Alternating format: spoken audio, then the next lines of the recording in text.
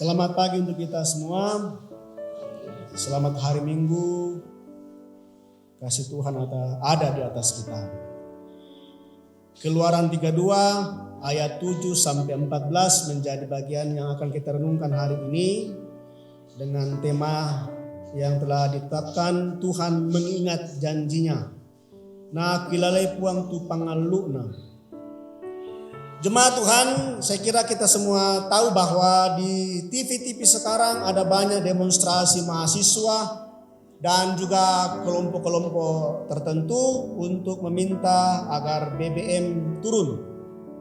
Ya, saya kira itu bagian dari demokrasi. Artinya ya tidak apa-apa berdemonstrasi, tidak apa-apa menyuarakan hal-hal yang dianggap tidak memihak kepada rakyat. Sebab itu juga dilindungi undang-undang. Jadi berdemonstrasi itu dilindungi undang-undang. Asal tidak merusak dan tidak mengganggu kepentingan orang lain di jalan.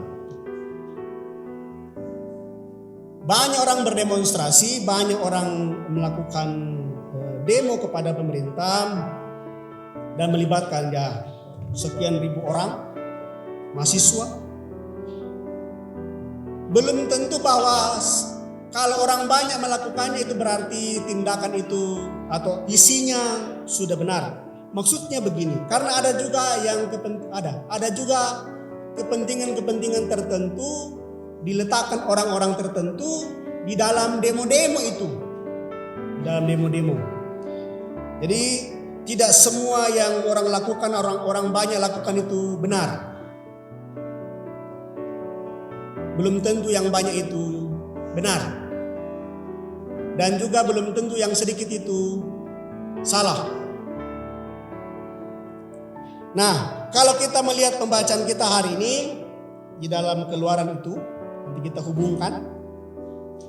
Bangsa Israel itu kita tahu bahwa bangsa Allah yang diperbudak di Mesir 400 tahun lebih di Mesir. Dengan demikian dalam kurun waktu 400 tahun lebih itu orang Israel sudah hidup bersama-sama dengan orang Mesir, bergaul dengan orang Mesir, bahkan mungkin juga ada budaya Mesir yang ada pada mereka. Jadi tidak gampang kemudian menghilangkan budaya Mesir dari lingkungan kehidupan orang Israel. Misalnya saja dalam hal menyembah Allah, menyembah ilah. Kalau kita baca di ayat 1 sampai ayat 6 di pasal itu, orang Israel meminta kepada Harun supaya mereka membuatkan Israel itu dewa Allah yang katanya inilah yang telah mengeluarkan engkau dari Mesir. Mereka membuat dewa tuangan dari emas, namanya dewa lembu, atau dalam bahasa Mesirnya itu lembu, itu dewa Apis namanya. Karena katanya ini Musa sudah 40 hari lewat dan tidak turun-turun dari gunung. Mereka mau cepat-cepat supaya ada Musa di tengah-tengah mereka. Mereka khawatir. Jangan-jangan nanti mereka mati di tengah jalan karena tidak ada pemimpinnya.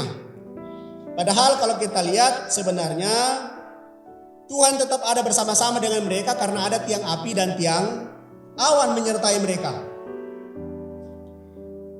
Nah, karena orang banyak meminta kepada Harun, bayangkan Harun ini seorang nabi atau seorang imam besar. Karena orang banyak meminta untuk membuat dewa, maka Harun ikut dengan kepentingan orang banyak. Jadi saya katakan tadi, yang banyak belum tentu benar. Harun kompromi dengan dosa orang Israel. Harusnya Harun yang meluruskan, malah ikut berdosa. Nah, kalau kita manusia mungkin kita bilang begini, hati siapakah yang tidak terluka jika orang yang kita percaya justru membuat kita kecewa? Hati siapa yang tidak terluka kalau yang diperjuangkan ternyata tidak setia? Israel tidak setia. Dan Allah menyatakan kekecewaannya kepada orang Israel. Allah bilang begini kepada mereka dengan keras. Allah mengatakan, bangsa ini adalah bangsa yang tegar tengkuk. tegar tengkuk. Pertama kali tegar tengkuk disebut di Alkitab di Keluaran itu. Allah memanggil mereka bangsa yang tegar tengkuk. Nah, istilah tegar tengkuk Bapak Ibu Saudara-saudara itu sebenarnya istilah yang dipergunakan oleh gembala-gembala atau pembajak-pembajak sawah ketika mengerahkan lembu atau lembu sapinya untuk membajak, tapi lembu sapinya ketika mau digerakkan oleh tuannya tidak bergerak. Makanya dikatakan tegar tengkuk. Jadi ini untuk menyinggung orang Israel yang menyembah lembu, dan Allah mengatakan, kamu ini bangsa yang tegar tengkuk, bangsa yang seperti lembu, yang tidak mau diatur, yang tidak mau ditundukkan, yang tidak mau mendengarkan teguran atau perintah Allah. Bandel, apa istilahnya bandel? Batuk, ya, kalau bahasa Toraja. Tidak mau mendengarkan. Mereka menyembah patung lembu dan Allah menyamakan mereka dengan lembu. Sepertinya Tuhan mau bilang begini kepada mereka, bahwa perbuatan atau cara hidup kita menggambarkan siapa Allah bagi kita. Jadi karena tidak ada orang yang melihat Allah, orang melihat Allah melalui tindakan dan perbuatan kita. Kalau kita orangnya maha pengampun, maha pengasih, maha menerima perbedaan, maka orang berkata begitulah orang Kristen, karena mereka orang-orang yang penuh kasih, orang-orang yang penuh dengan penerimaan. Tapi kalau kita penuh dengan sikap bermusuhan, sikap yang selalu marah-marah, menolak perbedaan, jangan-jangan juga Allahnya begitu. Jangan-jangan Allahnya begitu. Bahwa Allahnya itu Allah yang suka marah-marah, Allah yang suka menghukum. Allah melihat kita melalui, orang melihat kita, mengenal Allah melalui tindakan kita. Nah, betapa Tuhan kecewa dengan umatnya. Kalau kita saja manusia tidak ingin dikecewakan, apalagi Tuhan. Tuhan tidak ingin dikecewakan. Dan kalau kita rasa kecewa bisa muncul dari banyak hal, ya. Jemaat bisa kecewa dengan pemimpin dalam jemaat, pemimpin dalam jemaat juga bisa kecewa dengan sesamanya, teman-temannya. Masyarakat bisa kecewa dengan presiden, bisa saja. Bisa juga presiden kecewa dengan menterinya, bisa saja. Dan ada banyak hal tempat munculnya kekecewaan. Dan kalau orang kecewa, Bapak Ibu Saudara-saudara, itu nanti memunculkan yang namanya tidak percaya. Menaiklah. Manoka. Menaik. Ketika ada sesuatu naik. Baik pakaian atau kapal. Tidak lagi untuk mempercayai. Nah, kalau hati sudah terluka, kalau perasaan sudah terluka, itu susah untuk memunculkan yang namanya rasa percaya. Dan kita lihat di sini, Tuhan kecewa. Karena saking kecewanya Tuhan mau membinasakan orang Israel. Bisa saja dibinasakan, kan kita ingat peristiwa air bah. Ketika Tuhan kecewa dengan manusia, kemudian dia membinasakan semua umat manusia dan menyisakan 8 orang saja yang tinggal. Dan bisa saja itu bisa terulang kembali. Bisa saja kemudian Musa dijadikan seperti Abraham yang kedua, memberikan janji kepada Abraham, atau Musa dijadikan seperti Nuh yang kedua, diberikan kepadanya janji. Kan Allah mengatakan kepada Musa, tetapi engkau akan kubuat menjadi bangsa yang besar.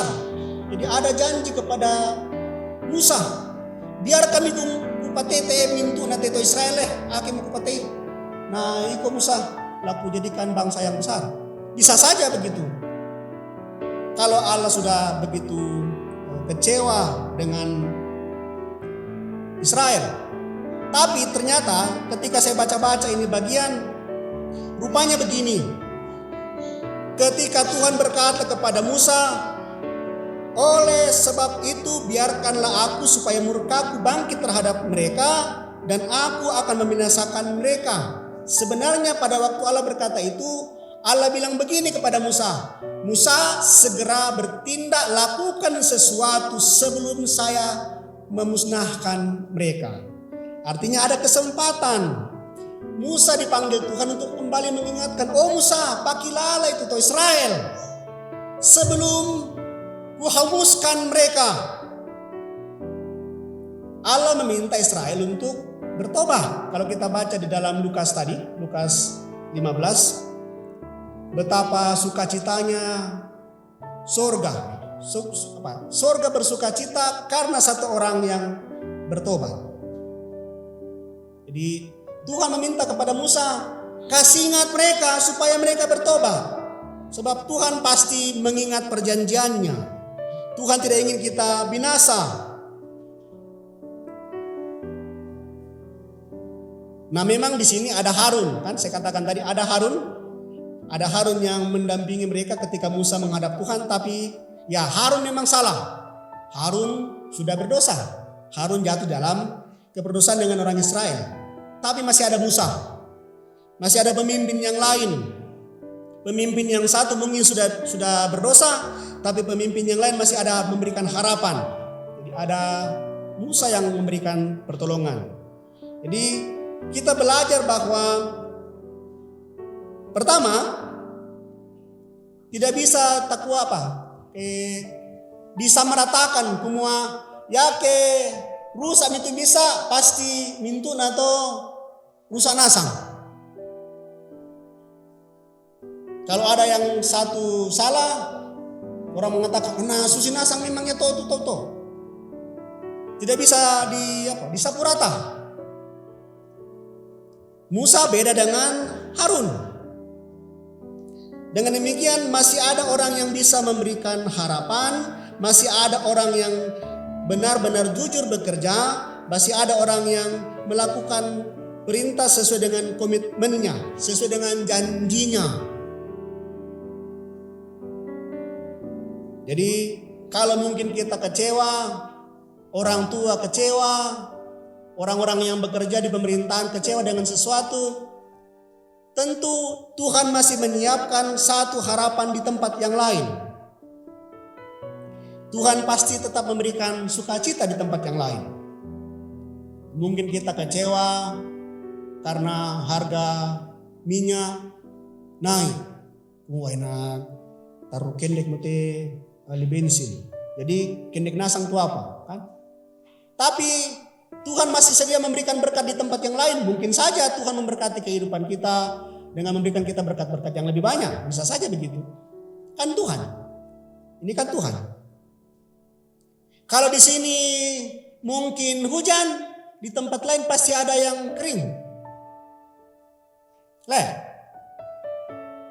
Jadi tidak selamanya, tidak bisa kita katakan Tuhan itu membuat kita kecewa atau sesuatu itu membuat kita kecewa. Pasti ada hal yang baik yang ditunjukkan. Hal yang lain ialah dari kepemimpinan Musa dan Harun ini kita lihat bahwa pemimpin-pemimpin itu dituntut untuk selalu mengingatkan orang-orang akan dosanya agar mereka jangan jatuh ke dalam dosa dan senantiasa punya harapan. Dalam pertama Timotius tadi, bahwa kita ini orang-orang yang bebal. Kita dulu ini orang-orang yang berdosa seperti orang Israel. Kita dulu ini adalah orang-orang yang seperti Paulus. Kita seperti Paulus melawan Allah. Tapi Tuhan memberkati kita. Tuhan mau mempercayakan kita Injil. Tuhan mau memberikan kita iman. Bahkan memberikan kita keselamatan. Karena itu ya kita diharapkan agar kita melakukan tugas kita dengan baik. Setia dengan panggilan kita. Kita sebagai pemimpin dalam jemaat, pemimpin dalam rumah tangga, pemimpin dalam masyarakat, dimanapun itu. Tuhan tetap percaya kepada kita bahwa kita bisa melakukan yang terbaik. Nah, kita kembali ke dalam bacaan kita ayat 11-13. Di mana Musa berperan untuk menaikkan doa syafaat ini. Musa mengingatkan Tuhan agar tidak berhenti mengasihi umatnya. Tuhan itu bukan Tuhan yang kejam. Tuhan itu bukan Tuhan yang membuang umatnya. Tuhan itu bukan Tuhan yang membunuh umatnya sendiri. Tuhan tidak pernah menyuruh orang membunuh. Jadi kalau ada Tuhan yang menyuruh orang membunuh sesamanya, itu bukan Tuhan. Jadi tidak mungkin Bapak Ibu Saudara-saudara Tuhan membiarkan kita binasa. Tidak mungkin. Apa mungkin kumua ya tupuang na tira-tira ki masusah. Tidak mungkin. Jadi Tuhan kita bukan Tuhan yang semena-mena. Bukan Tuhan yang senang melihat umatnya menderita. Karena itu jangan kita memandang kesusahan yang kita alami sebagai penghukuman. Mungkin saja seringkali terjadi memang karena itu kesalahan kita sendiri. Misalnya begini, contoh kecil begini. Waktu terjadi gempa bumi di Aceh atau di mana gempa bumi itu. Orang bilang begini, Tuhan menghukum orang Aceh. Karena orang Aceh katanya banyak berbuat jahat kepada orang Kristen. Orang bilang begitu ya? Tidak mungkin Allah membunuh manusia. Itu terjadi memang karena alam yang bergejolak. Tuhan tahu bahwa ada yang mati, Tuhan tahu. Tapi itu bukan perbuatan Tuhan membunuh orang.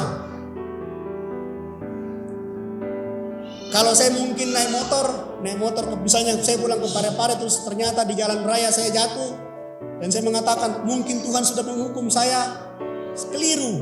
Itu karena saya bawa motornya tidak benar. Jadi, kadang-kala kita memang orang ini gampang, Bapak, pasti patu-patu semua kan ada dulu dikatakan begini, coba kademi sapa kali ini dan beden apa tuh salah, nah time apa kita pikir rambu-rambu langit. Karena ada begitu dulu. Jangan-jangan kita sudah salah dan kita berdosa. Tidak, Allah bukan menghukum manusia dengan membunuh.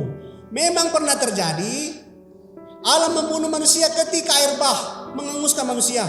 Tapi dia bilang begini, Tuhan bilang begini, aku tidak akan pernah lagi dalam kejadian itu, aku tidak akan pernah lagi menghanguskan manusia, membinasakan manusia dengan air bah. Jadi jangan kita mapasi patu-patu. Kumuambe dan apa salah kapante. Coba mengaku dosa di hadapan Tuhan. Seringkali itu terjadi karena kita salah sendiri.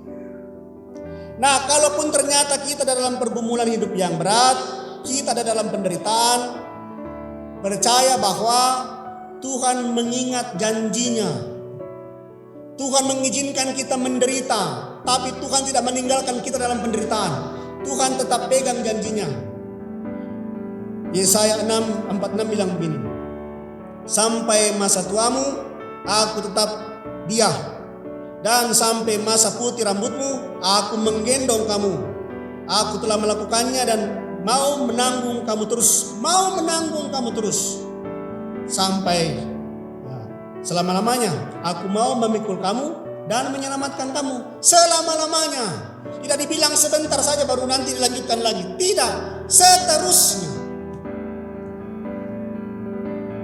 Jadi Tuhan terus ingat janjinya kepada kita. Persoalannya begini, apakah kita punya hati kepada Tuhan atau tidak? Itu saja persoalannya. Yang Tuhan butuhkan adalah kita terus mendekat kepada Tuhan. Ya, misalnya saja begini. Ini yang terakhir. Kita minta saya sebagai anak, menagih janji kepada orang tua saya bahwa kalau saya nanti katanya lulus kuliah, saya akan dibelikan misalnya motor.